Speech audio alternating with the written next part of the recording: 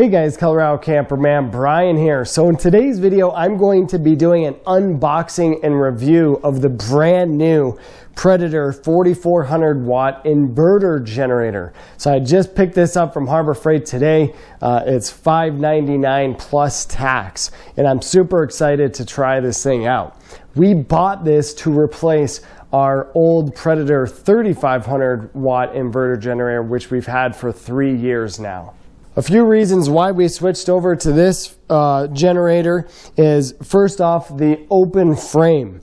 So our 3500 watt generator, we've noticed when we have it running in the summertime and it's 90 plus degrees out, if we have the air conditioner running on our camper, it will probably run for 2-3 hours and then it will just stop. And it seems like it's overheating. It also seems like it has higher elevation issues, again, because of the lack of oxygen and being able to breathe. And our property is at 7,200 feet in elevation. These open frame generators, from what I've read research, do a lot better in higher elevation, as well as they don't overheat as much because, again, it's all 100% open. So that was a big reason why we bought this. We also bought this because while it is an open frame generator, it still is very quiet. Harbor Freight rates this at a 67 decibel rating. I do have a decibel meter on my phone, so once we get this baby up and going, we're going to check to see if that's accurate, and I'll also show you guys how it compares to the Predator 3500 watt inverter generator. This new generator is also lighter. It weighs 77 pounds versus 96 pounds on the 3500 watt. It has a larger fuel tank. So it's 3.2 gallons versus 2.4, which gives it a longer run time, like it says here, of over 16 hours. And the last main reason why we bought this is the normal household receptacles that are on there. They're 20 amp plugs versus 15 amps on the 3500 watt generators. I will do a thorough comparison between the two generators after we've used this for a while, but for the meantime, let's get this thing unboxed and we'll get her started up. All right, we got our instructions here. All right, so here's the first look at it. I did not get the wheel kit. They have the 8-inch wheels at Harbor Freight, but the store, my local store, did not have the 10-inch wheel kit, which I am planning on getting. They just did not have it in stock. All right, so a couple things that come with the generator. You do get a little funnel, I'm assuming, for the oil. You do also get your little tool bag with your spark plug wrench and a flathead screwdriver, and then you do get your 30 amp RV plug as well. Now we'll take a closer look at every side, and then I will show you guys the size comparison between this and the 3500 watt generator. Okay, so taking a closer look at the front of the generator, here is your pull start. So this is a pull start versus the 3500 watt where it's electric start. Here's the on off switch for the engine, so you do have to turn it on first and then pull start it. The eco mode throttle here, you do want to make sure that's off before you start it. It's got your indicator lights here, the output indicator, the overload alarm, and then the low/oil alarm. You have your parallel ports there if you want to run these in parallel with another unit, and then your USB plugs here as well, and then your CO2 shutoff. All right, so here's our outlets here. So here's our breaker reset buttons. Each outlet does have a nice cover. This is kind of like a rubbery cover. And then the bottom little nipple part plugs into the ground of the outlet. So on your 20 amp outlets, they are GFCIs, which is pretty cool. So I guess these trip, or maybe before these, I don't know for sure. But it does look like it's got an indicator light on here as well, which is nice. And then here's our second one here. And then we have our RV 30 amp plug. It is a twist lock, so when you put this in, then you twist it and locks into place. I did buy a separate Camco one, which I'll show you guys about a couple adapters here for this. And then down here we have our ground terminal. So below what I just showed you guys, here is our oil dipstick.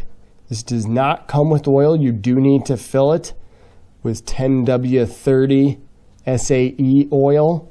All right, so here's just an overall view of the front. I'm assuming this is where the wheels would go. It's a really good looking unit. And has little startup instructions here. Tells you exactly what to do and how to use it. What I like about this frame is you can easily pick it up by yourself, or you could have, you know, one person on this side, one person on that side, and real nice and easy to pick up. You have a fuel indicator gauge, which is nice. This does take premium fuel, so E87 or better. Like it says, no E85. And again, it does not come with oil, so you will need to get oil. The gas can lid does have a rubber piece around there, like to seal it up real nicely. It's got a chain and a little filter. So swinging around to the side here. So it has the information of what you need to do to make sure that your warranty is still valid. You do have your fuel line on-off switch here, which is labeled. You have your choke here. It's just a cover for some of the internal stuff here. I don't know for sure what this little guy is. Tried looking it up in the instructions and there wasn't anything. I haven't seen anything online because there's really not a whole lot of info about this generator. It says not to exceed 29 amps. So swinging around to the back side now, you can see here is our fuel line. We have our air filter and the little intake right here, which I do like. I'm sure it probably get a little bit dirtier because it is all open. We have our spark plug right here. I like that everything is very easily accessible. It looks like we have another dipstick and oil fill, so it looks like you can fill it on either side. Carburetor is right there. Everything's very nice and easy and open to where if you need to work on this, you easily could. I really like that. Swinging around to the final side. That's where we have our exhaust and the spark arrestor, which you do need to clean these often on the generators. Notice that about our 3500 watt, we have to clean that frequently. Let's get some measurements for you guys here. So we're looking about 21 inches wide, roughly 18 inches high, and then about 18 inches deep. So here is a side-by-side comparison between the Predator 3500 watt inverter generator and the new one. They are very similar in size, pretty much identical. Once we add wheels on this one, it'll probably be a little bit higher. But other than that, they're almost the exact same size. I know a lot of people on the previous Predator generator say replace the spark plug. I actually have no idea what brand spark plug this is, so we're going to take it off and see. This is an LG spark plug. Actually don't know anything about LG spark plugs. Alright, put in the comments below if you guys think I should keep this spark plug or not. I'm gonna keep it in here for now, but I'd love to know your guys' feedback. Alright, so we are going to get some oil in this. The instructions say that it takes 0.6 quarts. This funnel needs to be just a hair longer. It could work in the front dipstick area as well, but you have to kind of tilt it. And in the back here, it works, but as you can see, I'm having to pour this very slow, so that's kind of annoying.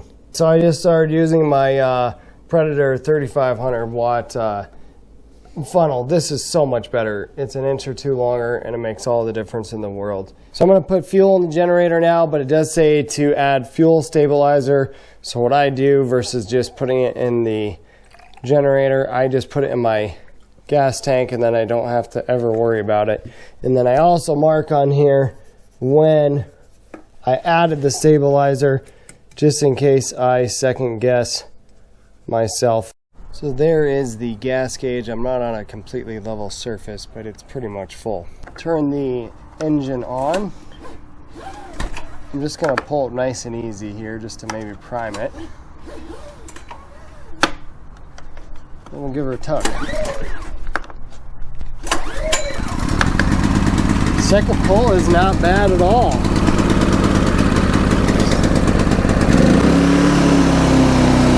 Wow, that's not bad. That was not bad, guys. I was expecting it to be a little louder.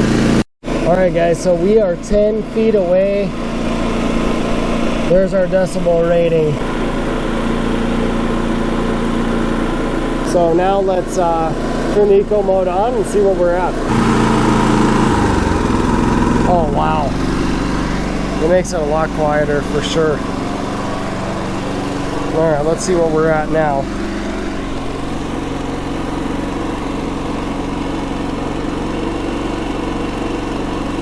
So 72, 73. Huh. It actually doesn't read much lower, but I can definitely tell a difference. I think it said 67 decibels, but I don't know at what distance. 20 feet.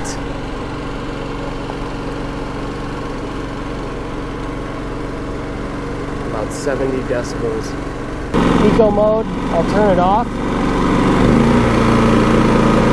And now we're gonna go ahead and turn it off.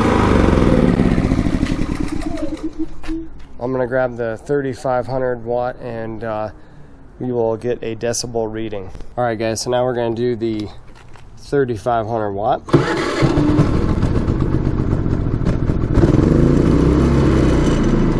Eco mode is off. I mean, there's no doubt this one is definitely quieter for sure. It's actually not a huge difference.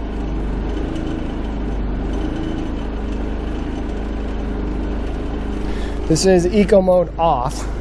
Go back to 20 feet.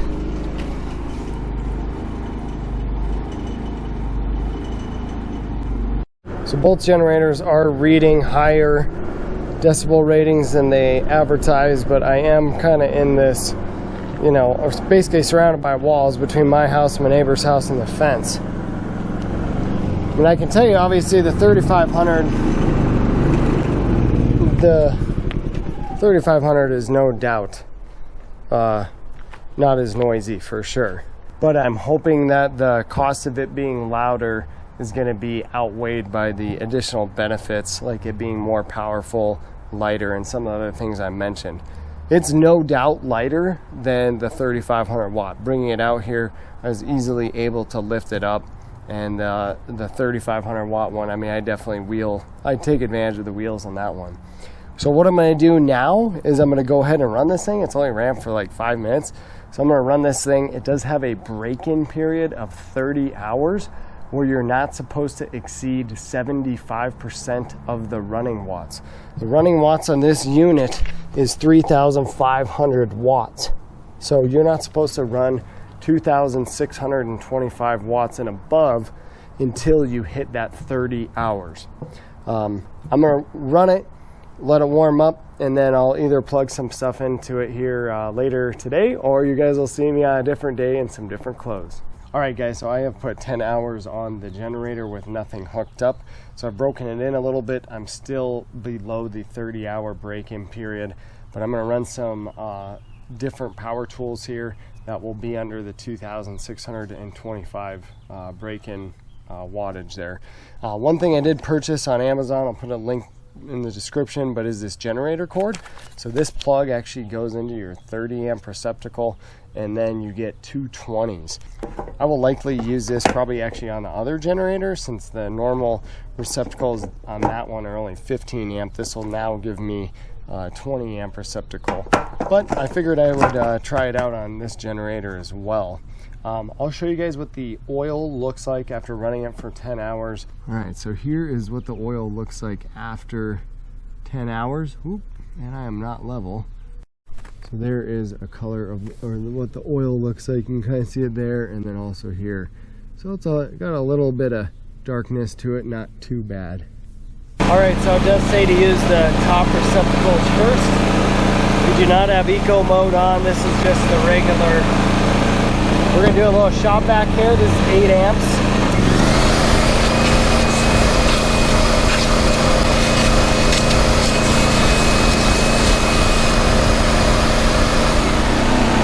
We have a circular saw. This is 10 amps.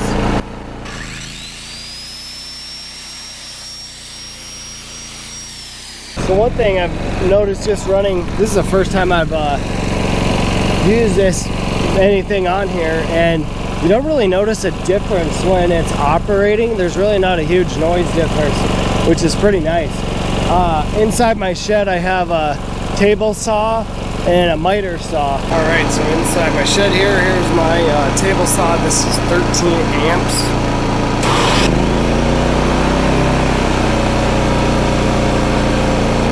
Here's my miter saw, which is 15 amps.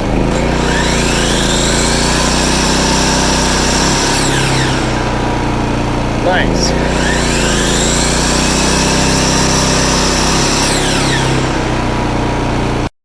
Alright, so I have my welder hooked up. I'm going to see if the generator will push it. It is a 20 amp welder, so we'll see if it works.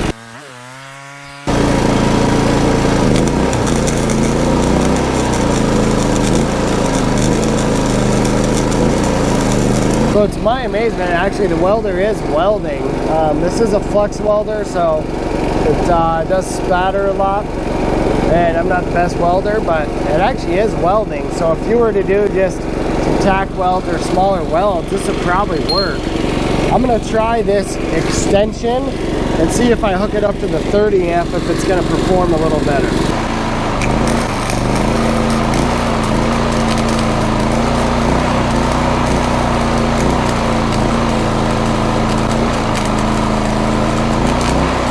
Alright guys, I am amazed this thing runs the welder. This was the weld with my 30 amp plug right here, and this was my weld with just being plugged into the normal 20 amp. So this one was definitely a lot more consistent. You can see I have a stronger bead there versus the 20 amp. So if you are going to be running a welder, it looks like it would benefit you to get one of these cords for sure. Alright, so now I'm going to run out to our storage unit where we have our camper and get this thing hooked up to the camper and see how it does with that.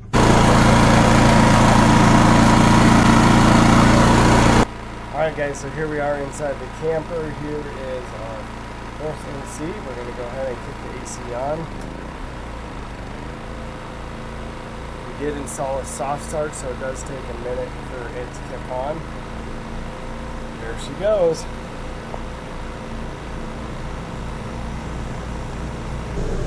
There's the air that's coming out of there.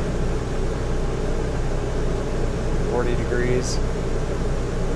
Well, overall, guys, I'm super impressed with this generator. I really like the aspect that it's lighter than the old 3500 watt. I've been able to move it around by myself, no problem.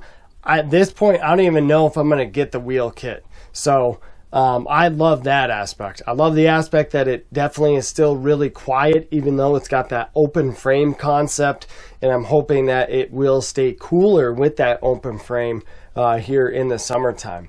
And I'll tell you what, this thing is definitely powerful. I can tell a big difference between this generator and our 3500 watt. I mean, it is rated for more, but when I turned on the AC, I swear that air is a lot colder than it ever was with our other generator.